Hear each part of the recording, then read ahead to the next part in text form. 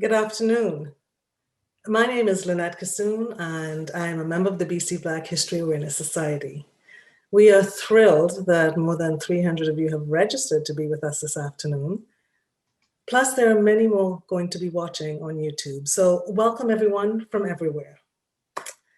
The Society's base is in Victoria, British Columbia, on the unceded traditional lands of the Lekwungen-speaking peoples, the Songhees and Esquimalt nations.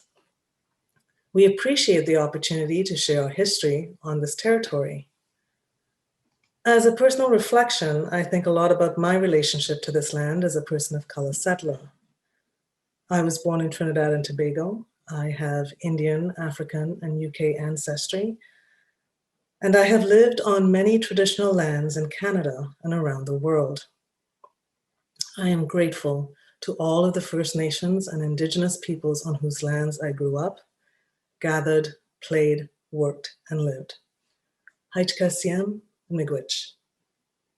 I would now like to introduce our Society's president, Sylvia Monge-Alane.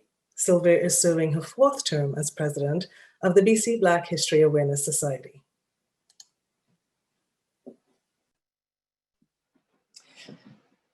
Thank you, Lynette. Hello, everyone. Thank you all for being here today. We have also 2 dignitaries joining us this afternoon, Lieutenant Governor Janet Austin and the Mayor of Victoria, Major Lisa Helps.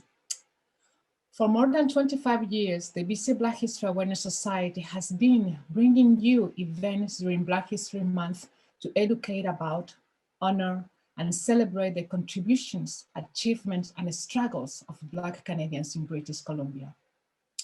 We believe that knowledge of history is an important mechanism to counteract racism and increase justice and equity for all. Our society has many projects in addition to Black History Month. We are working with the Ministry of Education to increase the presence of Black history in our schools.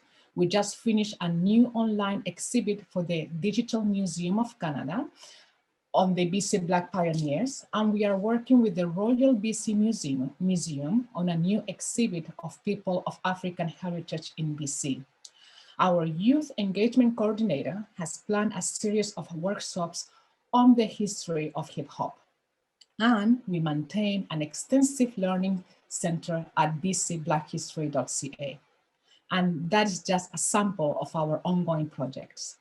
This is our first event for Black History Month 2021. Black History Month started in 1926 by an American historian, Carter G. Woodson. The annual commemoration was officially observed across Canada for the first time 25 years ago in February 1996, following a legislation introduced by Jean Augustine, the first Black woman elected as a member of Parliament. Black History Month is not just a time to celebrate those from the past. It is also a time to consider how we will shape present and future history to create more justice in our daily lives and institutions.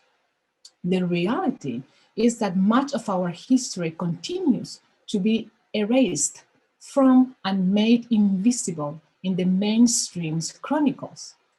While Black History Month cannot replace making knowledge of our history and culture relevant year-round, the spotlight in February can serve as a catalyst to make sure that the contributions of people of African heritage to BC and Canada are acknowledged throughout the year.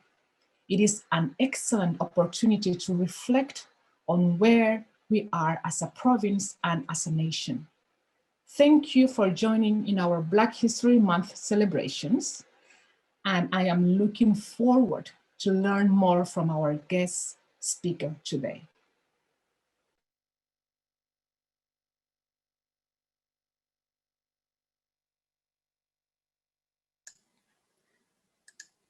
Thank you, Sylvia. Our presenter this afternoon is Professor Handel Wright. Handel Kashope Wright is the Senior Advisor to the President on Anti-Racism and Inclusive Excellence, Director of the Center for Culture, Identity, and Education, and Professor of Educational Studies at the University of British Columbia. Professor Wright is co-editor for the University of Toronto book series, African and Diasporic Cultural Studies, and his numerous publications include authorship of A Prescience of African Cultural Studies and co-editorship of The Promised Land. Locally, Dr. Wright serves on the City of Vancouver Advisory Committee on Black History Month. The title of Dr. Wright's talk is Putting Black British Columbia History to Work, Contemporary Implications of Historical Blackness. He will talk about the persistent absence-presence of Blackness, largely in terms of history, but also in terms of geography, as well as the contemporary presence of our rich diversity of Blackness that belies and resists erasure. Please note that Dr. Wright will answer questions at the question and answer period following his talk. We are honored to welcome Professor Wright. Thank you very much for that introduction, Lynette, and thanks also, Sylvia. Greetings, everyone, from my home in the city of Richmond, British Columbia. I want to start by acknowledging that what is now called Richmond, this place where I live, and in the time of the global pandemic, the place where I am privileged to work from remotely, is part of the traditional, ancestral, and unceded land of some of the Coast Salish peoples, including the Kwantlen, the Tawasan, and the Musqueam. I'm truly honored to have been invited by the British Columbia Black History Awareness Society to give this year's Black History Month address. Indeed, particularly so since I am not a historian, and yet this is the second time in the last few years I've been invited to give a talk to the society and through the society. I'm not sure if the invitation is meant to give me a chance to redeem myself from the last talk I gave, or because the last talk was of some interest and the society thought folks might want to hear from me again. I fervently hope it's the latter, but I dare not ask in case it's the former. Okay, so my title is Putting Black British Columbia History to Work, Contemporary Implications of Historical Blackness. Now, paradoxically, it's no secret that the presence of Black British Columbia is something of a secret.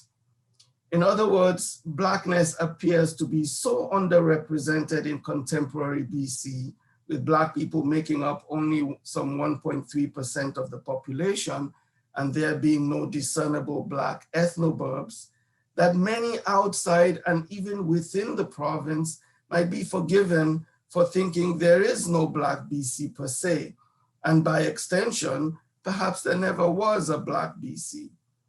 Community historians like the BC Black History Awareness Society are doing a wonderful job of unearthing and presenting historical Black BC so that we know of, say, the African Rifles, or more officially, the Victoria Pioneer Rifle Corps in the 1800s, and the Black Strathcona or Hogan's Alley in the 1900s. As I've already admitted, I am not a historian, so I am not here to present new historical findings, nor to correct history, let alone presume to give a lecture on Black BC history to the British Columbia Black History Awareness Society. Rather, I am interested in extending and troubling history, in pointing to and making the links between past and present, and to inquiring about the implications of the historical for contemporary society and issues. What are the implications of the elements of Black history I just mentioned? How is Blackness being taken up or not taken up in BC, and for what reasons? And what use ought we be making of Black history? In this talk, I try to address the persistent absent presence of Blackness, largely in terms of history, but also in terms of geography. More specifically, I take up named and for the most part somewhat known historical figures, Milton Gibbs and Sylvia Stark, for example, and the father of British Columbia himself, Sir James Douglas, and the now dispersed Black Strathcona neighborhood, and use them to try to point to their implications and some uses we can put history to. And I try to explain the strategy of deaf-P that by which Blackness has come to be rendered almost fully absent from the conception of British Columbia, and to assert the contemporary presence of a rich diversity of Blackness that belies and resists that erasure, with a nod to local historians, intellectuals, and activists who are doing way more than their share in educating us about Black British Columbia and addressing historical and contemporary anti-Black racism. Now, the Black population, and here I'm speaking of specific measures against Black presence in Canada in general, which involves US and Canada collusion. The Black population of Canada in general and BC in particular has historically been rather low. We tend to accept this as a truism, but what are some of the contributory factors? History provides some answers. When it comes to historical immigration guidelines, for example, in 1914, the Superintendent of Canadian Immigration declared Africans, no matter where they come from, are not among the races sought. And of course, he meant for immigration into Canada. There was anti-Black propaganda in US newspapers. US companies refused to sell railway tickets to Black passengers who were headed for Canada. Lecture tours were organized in US Black communities that strongly suggested that Canada was inhospitable for Black people. There was high rate of denial of entry of Blacks from prairie states into cities like Winnipeg. And fines were levied against ship captains who took on board Black West Indians trying to emigrate to Eastern Canada. Now, the measures I describe above are part of what historically has kept the Black population of Canada, including BC, low, and has actively excluded Blacks from coming to Canada. We all know of and take for granted Canada's image of itself as a welcoming and tolerant multiracial and multicultural nation, including in comparison with the United States. On the other hand, these examples are proof of an exclusionary, discriminatory Canada, including one characterized by anti-Black racism of exclusion, systematic exclusion accomplished in collusion with the United States. Now I want to turn to Sir James Douglas, the first person that I want to speak of. And we all know this figure, and we all know, in fact, this particular portrait of this figure, Sir James Douglas, who was governor of the colony of Vancouver Island, and the first governor of the colony of British Columbia. I want to talk about a different part of his identity, about self-erasure and what we might call an absented Blackness. So as I was saying about Sir James Douglas, I want to point out that Blackness started in British Columbia first by being smuggled in plain sight, and thereafter as an overt, specifically chosen importation. The earliest Black presence arrived by erasing itself, obfuscating its own presence, hiding in plain sight, rendering itself an absent presence. This is how I have come to think of James Douglas, governor of the colony of Vancouver Island. Douglas was presumed white, but was in fact multiracial. His father was a white Scot, John Douglas, and his mother a Creole, a mixed-race Guyanese woman, Martha Ann Ritchie.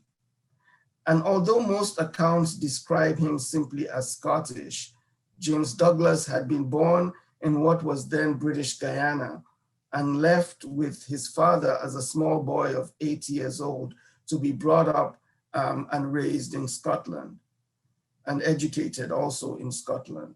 James Douglas's identity is in effect whitewashed both by himself and much of the official record, in not revealing, let alone openly acknowledging, a mixed raceness that included Blackness.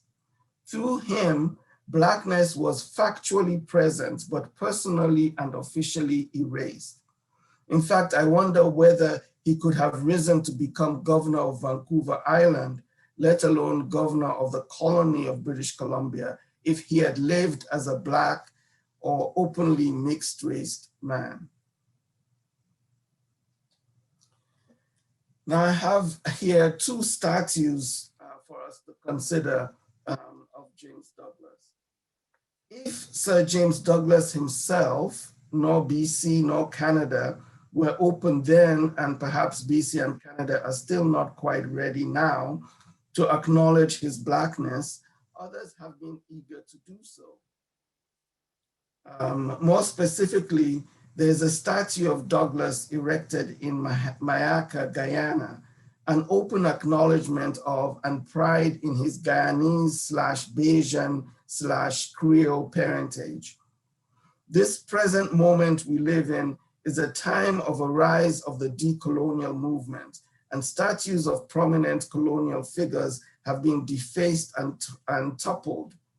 Think of the feces thrown onto and decapitation of the statue of Cecil Rhodes in Cape Town, South Africa, which sparked the hashtag Rhodes Must Fall movement, and the defacement or toppling of statues to Rhodes and other prominent figures of colonialism in numerous former colonies, and indeed in the heart of the colonizer itself, such as at Oxford University in the UK. Locally, through the agitation of activists like Jennifer Reddy, the Vancouver School Board voted unanimously to remove a sign about Cecil Rhodes at L'École Bilingue, an elementary school. In this politically charged environment of the decolonial moment, statues of James Douglas in BC, like the one on the left in Victoria, ought to be reconceptualized with considerable ambivalence, in tension between pride in the founding father of British Columbia and organizer of the invasion and usurpation of sovereignty of indigenous peoples who have been here for millennia. And Douglas's Blackness adds yet further complexity. It raises questions for how we are to consider such already complex commemorations, including implications for Black representation. Should Black people take pride in the fact that Douglas was a Black man who founded British Columbia, a fact which, if acknowledged, represents one of the strongest endorsements of Black belonging, of our place in BC from the very start? Or should we acknowledge that Douglas's Blackness was, through Douglas, Blackness was implicated in the colonizing project, not only as settlers, but as architects of the very project of colonization of indigenous lands and peoples? And James Douglas, already multiracial, part white Scottish, part Creole West Indian, married Amelia Connolly, whose father was French-Irish and whose mother was Cree. What are we to make of this very interracial couple? Actually, in Douglas's time, interracial unions were not uncommon. However, it is quite noteworthy that it was always white men, usually in the fur industry, marrying first fully indigenous women, then shifting over time to preference for mixed-race women, and then having a strong preference for the respectability bestowed by union with white women. This progression is testimony to the mix of racial and gender politics, where you have white male determination of desire, and the effects of the advancement of so-called civilization and propriety, where whiteness is determining what civilization and propriety is in the region. Of course, the politics of race, desire, and appropriateness remains with us today in interracial unions and in the embodiment of the many mixed race people in British Columbia, including those whose identity includes Blackness. Multiracial folks choose or are assigned a singular identity by society. Increasingly, the assertion of mixed raceness as identity is offering yet another distinct identity option, even as the vestiges of prejudice against interracial desire and the pressure to choose a race, including the one-drop rule pressure to identify as Black, still haunt them.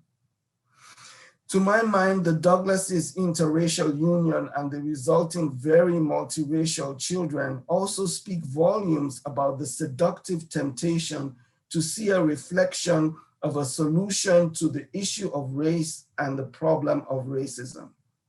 In the current Canadian image text of racial harmony and tolerance, some ardent proponents of multiculturalism, like Will Kimlicka, point to interracial unions as proof of the success of multiculturalism and a harbinger to the imminent end of racism.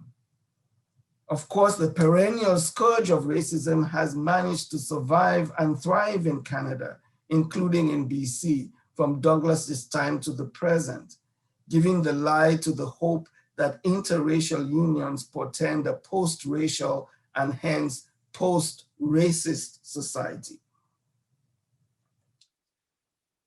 Now, many folks will, maybe less, but still a lot of folks will recognize Sylvia and Louis Stark and Milton Gibbs. Blacks have been part of BC's history and landscape from its very inception as a settler colony. In 1858, at the invitation of Governor James Douglas, between 600 to 800 Black women, men, and children landed in Victoria, British Columbia from San Francisco, California. These Blacks were fleeing California's repressive Black codes in hope of finding a life of freedom in British Columbia. Significantly, it was also in 1858 that the new Crown Colony of British Columbia was founded. The Black pioneers, as they came to be called, were thus one of the founding groups of the colony and made their mark in diverse ways. Now, it is not fully known whether Douglas's momentous invitation was opportunistic or altruistic. On the one hand, the invitation served his political purposes at the time. On the other, there is speculation that Douglas's motives were in part driven by his own ancestry, his Blackness, which he did not speak about in his public life nor leave accounts of. Whatever his motives, Douglas looms in the history of British Columbia, not just as the first governor, but as the person who was responsible for the first waves of immigration of Black people during the mid-19th century. And those people included Milton Gibbs on the right there, who was a businessman and a lawyer in Victoria, and Sylvia and Louis Stark, who were Black pioneers, early settlers of Salt Spring Island. And we could have included several other names, Jacob Francis, who served in the British Columbia legislature, Charles Alexander, who was a school trustee, Abraham Copeland, who was part of the elected body of Salt Spring Island. There's a reason why we all know the histories and the stories and are familiar with the pictures of figures like Mifflin Gibbs and Louis and Sylvia Stark. They are definitive proof of the early presence of Blacks, of the success of Blacks as immigrants. They are educated, highly reputable people, making strong contributions to society and community. belonging and with deep roots in BC, and we can even claim them to be original settlers. They're about the positive assertion of the historical presence of Blackness in BC. Thus, they are attractive to and are well documented in official history and in Black history and to us as Black folks.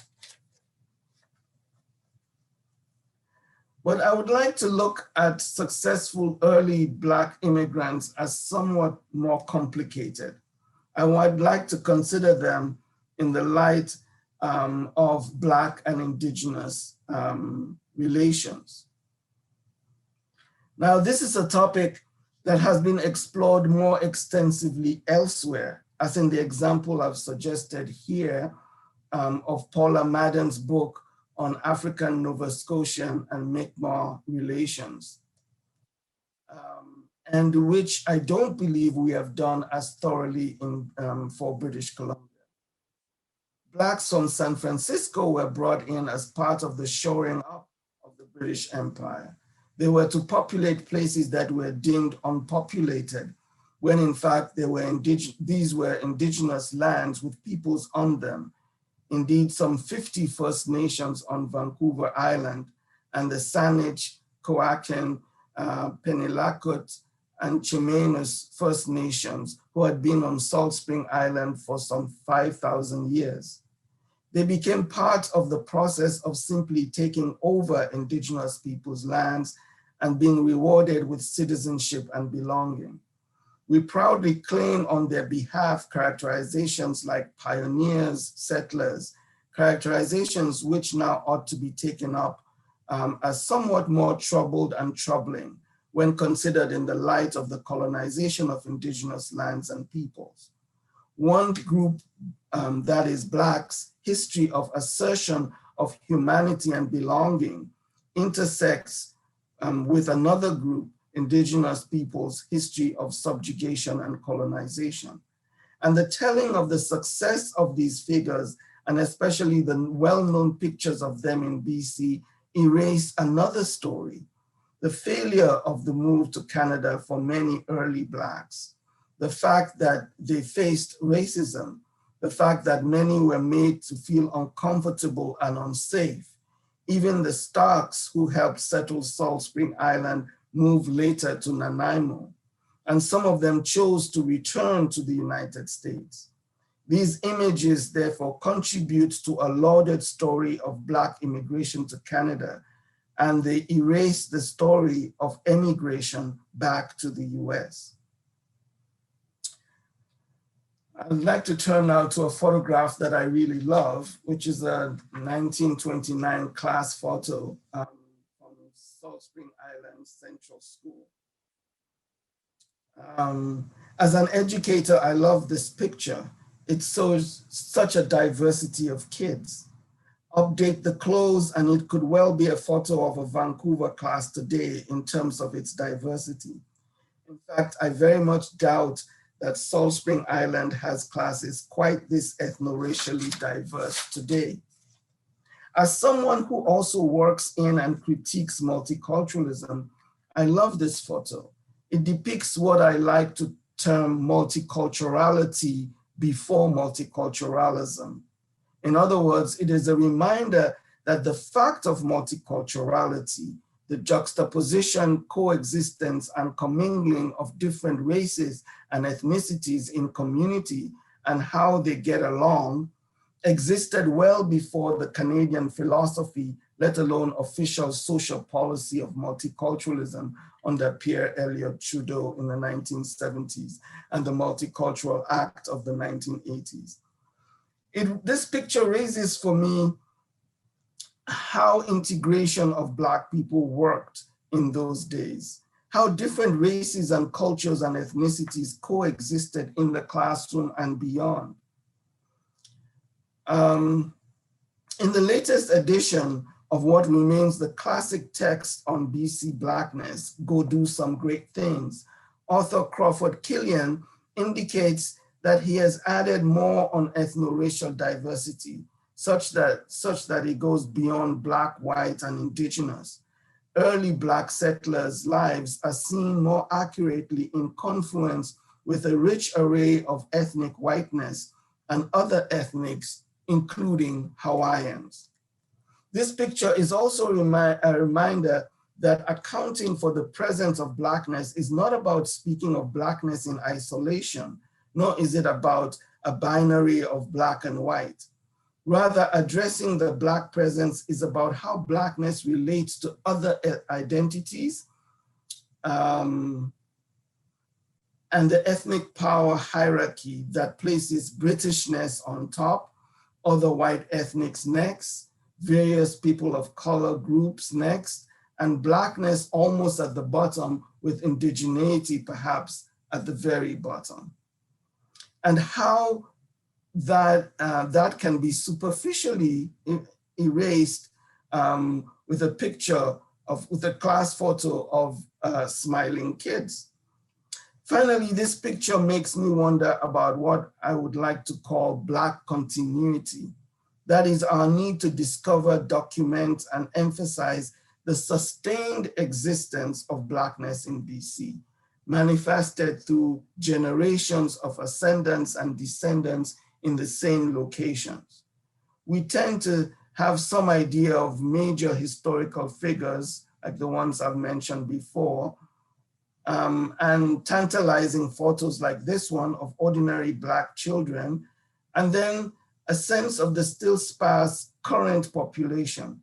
What we seem to have very little of is narratives of continuity, families that have lived many generations in any BC location.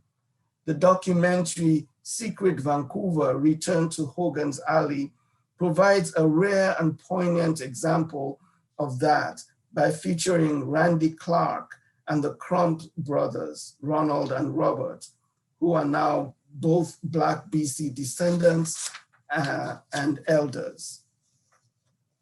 And I want to turn also to geography and to Hogan's Alley and Black Strathcona as part of Hogan's Alley.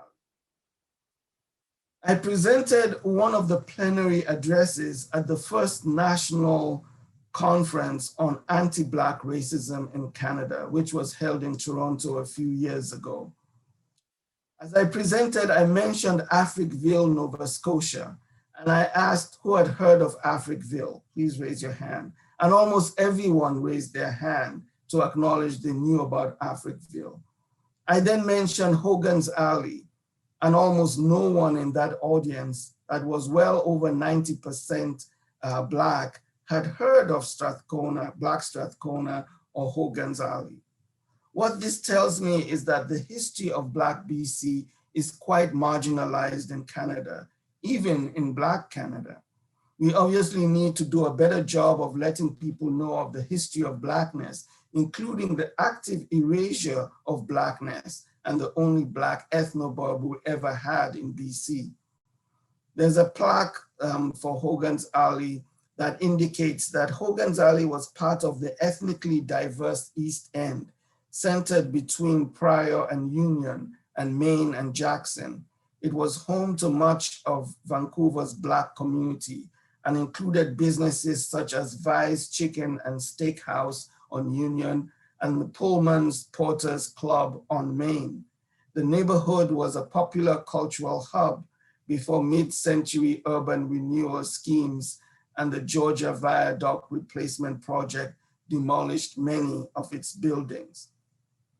So Hogan's Alley, the building of the viaduct involved not just the demolishing of buildings, but the demolishing of community. It was not just Blacks, but other ethno-racial groups lived there too, Italians and Chinese. What they all had in common, this community of various ethno-racial communities, was that they were working class or poor. This is why the neighborhood was deemed urban blight and could be demolished. As Wade Compton points out, the very moniker Hogan's Alley was indication of poverty and supposed chaos, metaphorically and potentially actually diseased. This is a reminder that Blackness is not a monolith, that intersectionality within an identity category matters, that it was working class and poor Blacks, and the system was such that there were few of any other kind of Blacks who were displaced. Although there were other ethnicities in Strathcona, the impact of the demolition of Hogan's Alley was hardest on the Black community because this was literally the only Black community in Vancouver. This is an example of literal erasure of Blackness, the erasure of Black space, the erasure of Black community, the erasure of Black lives. Black people in Vancouver were dispersed and remain dispersed to this day. We have never recovered from that dispersal. Vancouver holds the dubious distinction of being the only major Canadian city that does not have a single, let alone several, Black neighborhoods. That past cannot be changed, but it needs to be remembered. We cannot bring back Hogan's Alley, but we can commemorate it, tell of it as an important part of BC history. The Hogan's Alley Society is not only doing that commemoration, but working with the city of Vancouver on several projects, from the establishment of a cultural center at Falls Creek to a housing development on Hogan's Alley block, to Metro Vancouver-wide regional development work on the issues facing Black folks. This work is a wonderful example of the project of connecting past and present. It would appear that this is now being considered a wonderful example of city-community collaborative redress, with Vancouver collaborating readily and actively with the Black community. However, we should not forget that the present positive collaboration came after considerable struggle by Black activists. In 2018, SFU professor and Hogan's Alley Society president, June Francis, declared about the city of Vancouver and plans for commemoration of Hogan's Alley, and I quote her, "There has been no commitment. We have been the ones constantly asking to meet, constantly trying to get some idea of what's going on, and we have got no response.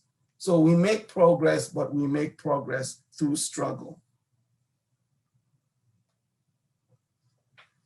So the contemporary Blackness in BC and low numbers, which are about low numbers, almost absent, and a fragile existence. I want to conclude this talk by speaking to the work of Black folks currently living in BC who are helping to make Black history come to life, and to give the lie to the myth of Black absence, and are fighting anti-Black racism through both activism and living ordinary everyday lives. And I want to start that by pointing to an excerpt from a posting by Black Vancouver activist Kona Katrania on the social media site Meanwhile Black in Vancouver, which incidentally currently has some 4,564 members and counting. So Kona writes, "We have to live in this city together. The population of BC is 5 million people. The population of Metro Vancouver is 2.5 million people. The population of Vancouver is 675,000 people. We, that is Black people, are 46,000 people in the whole province. We are 30,000 people in Metro Vancouver." Kona must be tired of me using this quote from her. For her, it was a statement she made in passing in the course of an online conversation that opened a teaching moment, and once made, it was over. I keep quoting it over and over because for me, taken in its context and even out of context, it is one of the most profound statements I have encountered, and a testament to the unpaid and unacknowledged public and private pedagogy of local activists. Kona made this statement as part of several in her intervention as a few Black folks started to bicker about some issue to do with LGBTQ politics. It was a quite informative statement of fact about our numbers, but it was also a call to unity despite diversity in our community, a community which, because we have no ethnoburbs, exists primarily online, and particularly so as the Facebook group, Meanwhile Black in Vancouver. And Kona is only one of many Black folks who are prominently or quietly, creatively or administratively activists, representing Blackness, making a difference for British Columbians in general and Black British Columbia in particular. There's the intellectual exploration of what it means to be Black and to be mixed race in the work of David Chariandi and Wade Compton, the community historian work of Ron Nicholson and Sylvia Mange, the education activism of Sadie Cohen and Adam Rudder, the attempts to assert Blackness as Africana identity and represent Africa locally in the interventions of Yasin Kiraga, Yabom Gilpin Jackson, Pulcheri Mbusi, Albert Makoti, and Elsie Fode. The creative activism of Valerie Mason John, Vanessa Richards, Afua Granger, and Marcus Mosley. The community organizing and activism of Siobhan Barker, Barbara Chirinos, June Francis, Debbie Frobs, Mimi Bayeni. The activist pedagogy of Parker Johnson and Natasha Henry, and the youth creative work and activism of Ndidi Cascade, Jason Bembonk, Victoire, Adria Johnson, and Zalida September. These and many others, local Black artists, activists, community organizers, notably, most of them female, are making a profound difference. They are resounding proof that we are here despite fitful acknowledgement of our past and our present. And we are Black, even though it is hard being Black in Canada and harder still being Black in British Columbia. We are here and we are innovatively Black, despite the scourge of the death knell of anti-Black racism, which subjects us to denial, exclusion, and forgetting, and to the paradox of invisibility and negative hypervisibility. We are here not just on this designated Black History Month, we are here and we are resiliently Black all year round. Thank you.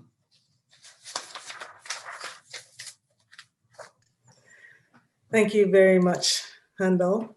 And to all of you, you've been invited to submit your questions to Handel. And as your moderator, I will ask Handel some of those questions. We currently have two of them.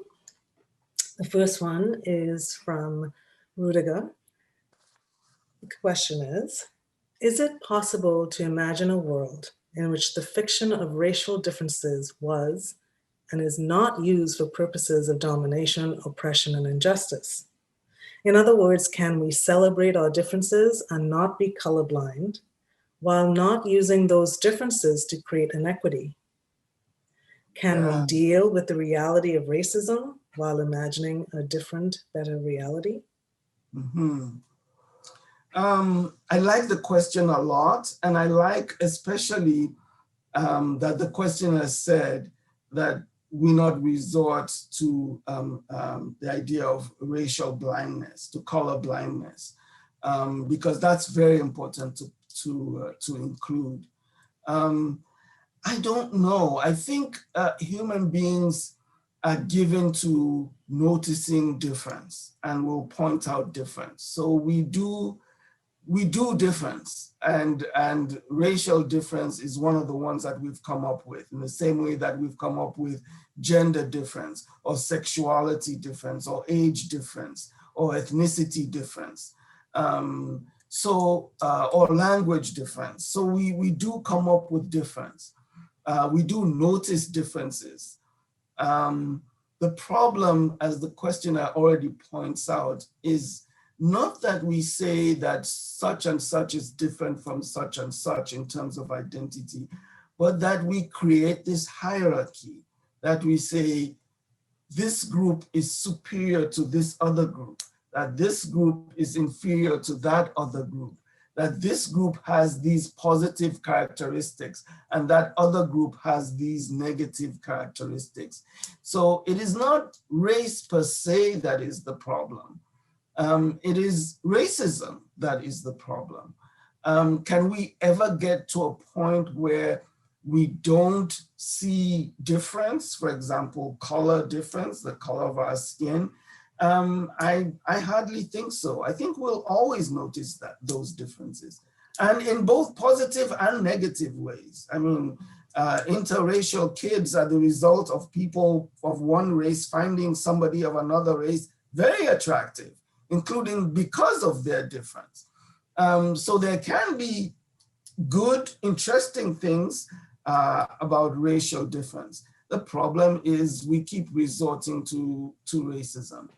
So I don't know that we can ever completely eliminate racism per se. We can certainly work towards that, but we can get to a point where racial difference is interesting, but not a way of creating hierarchies of peoples, and not a way of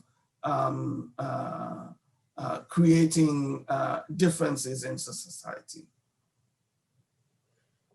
Thank you, Handel. We have another question from Lorene. She says, your comments about the visibility of Blacks and erasure of community resonate with me. I'm fourth generation Japanese Canadian. My ancestors came from Japan to BC in the 1800s. What can we do as allies to help make Black history more visible? Yes, I really like the question of the issue of allies. Yeah, you could give a whole talk on allyship. And people should take up the cause of others. As good allies, we should recognize that justice should be justice for all of us. Of course, people tend to work on their own groups first. The problem is when people work only on their own group's interests, sometimes ignoring other groups, or even at the detriment of the cause of other groups. So the questioner is already very correct. How do you position yourself as an ally? You want to position yourself to say, would I want this to happen to my group? When is it that I come out and help a particular group that is oppressed, even if I am also a member of a group that is oppressed in society? So I think youth in a way are leading the way. If you look at the Black Lives Matter movement, there are a lot of white and brown folks who are involved, very heavily involved in that movement. But people should also recognize that sometimes there's a cost of allyship. Allyship is not just largesse. Sometimes people pay a price for being allies. And people need to be going to allyship aware that you might face a cost, you might pay a cost, probably not as big a cost as the group you're allying yourself with, but there might be a cost to allyship. Thank you, Handel. We have two more questioners.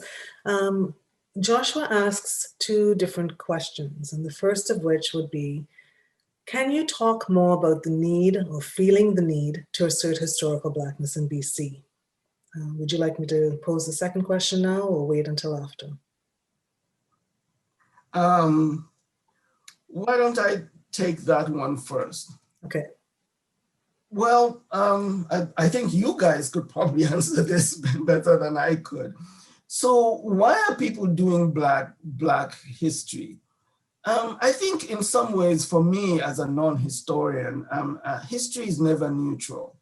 there are people who are so involved in doing history, in uncovering facts, et cetera, that it just seems like they're going through the motions and they're finding facts which are interesting in and of themselves. But there's no way that people can give accounts that are not in some ways subjective. So history always is coming from somewhere and is being done for a particular purpose, right? So when we say Canadian history, we mean Canadians as opposed to the history of other places. So there's a nationalism involved in telling Canadian history. And when we begin to say Black Canadian history or African Canadian history, then we're beginning to talk about the presence of a particular ethno-racial group within the nation. And the need for that history shows that some groups are not being portrayed either in a good light or in as much detail in the national context. So the national context cannot tell everybody. So it is up to those who are interested, including members of that group themselves, to tell their own story, to tell their own history.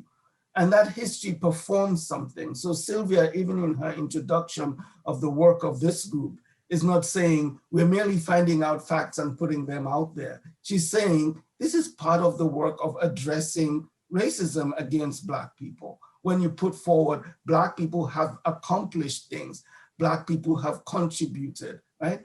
And it's also a response to what I called erasure. It's not just that people were there and they weren't mentioned.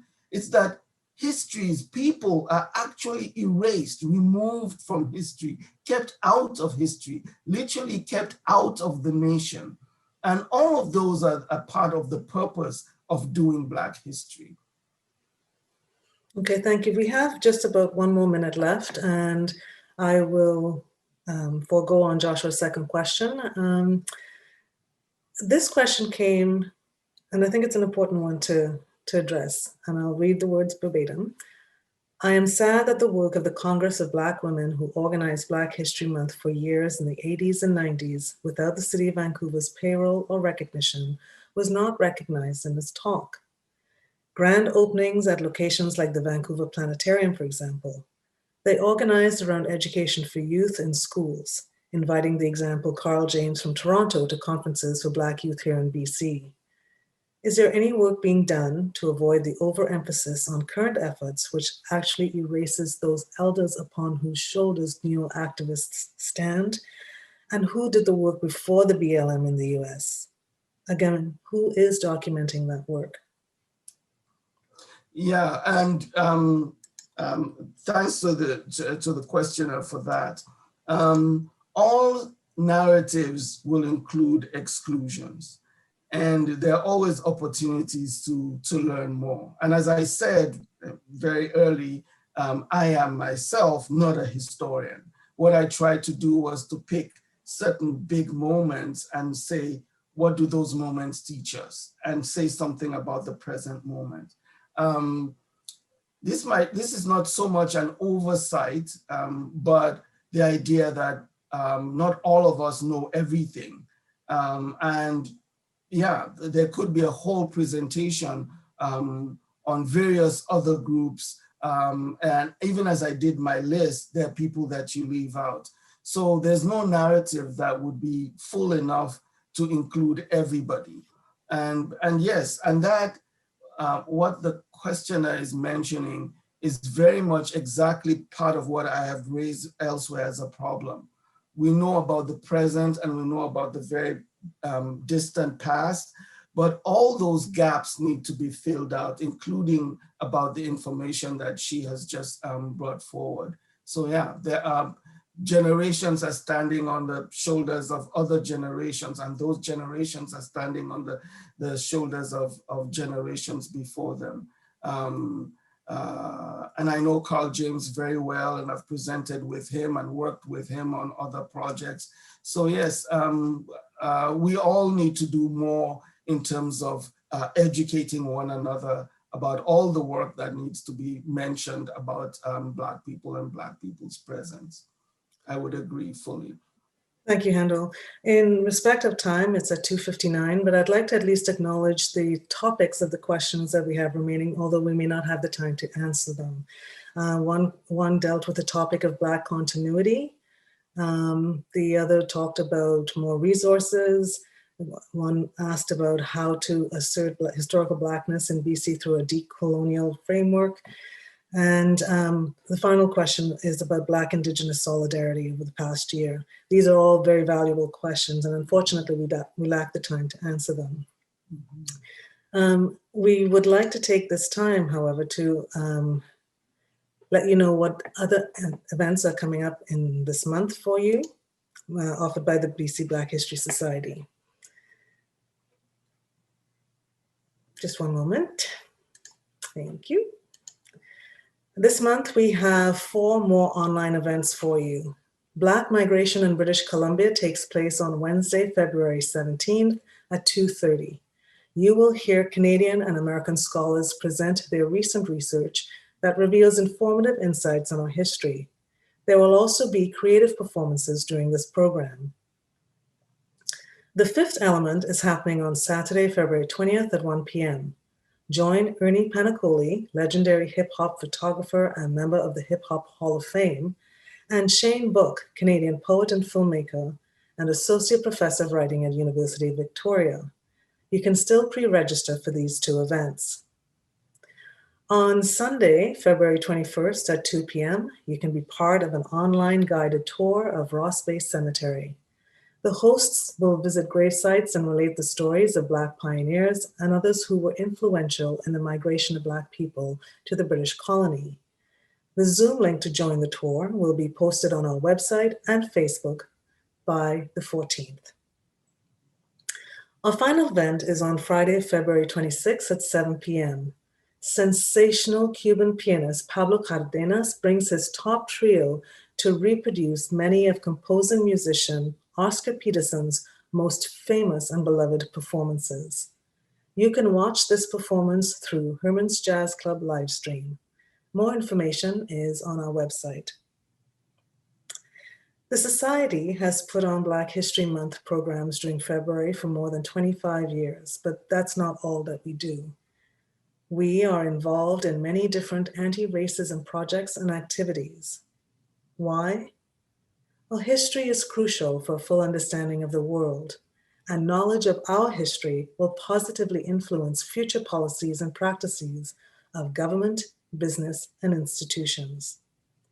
Through our website, you can make a single donation or become a monthly donor. Every gift, regardless of the amount, makes a difference. Thank you, Professor Wright, for joining us today. And thank you to each of you who took the time to tune in this afternoon. We look forward to seeing you at our next events. Have a good evening.